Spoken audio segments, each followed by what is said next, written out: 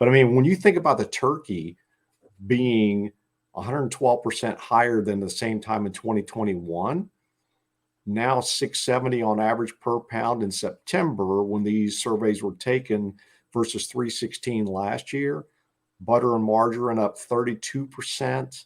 I mean, and it's been that way throughout the economy. Gas prices, rent prices, mortgage interest rates, everything. So heating prices, for heating oil and gas and electric bills up 25, 35%.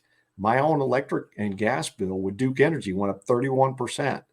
Unbelievable.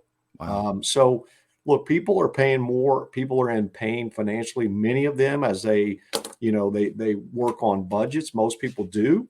And if you're fortunate enough not to work on a budget, then, good for you. But the average person, regardless of the amount they have in their 401k or retirement savings, they are not happy with the increases in food prices.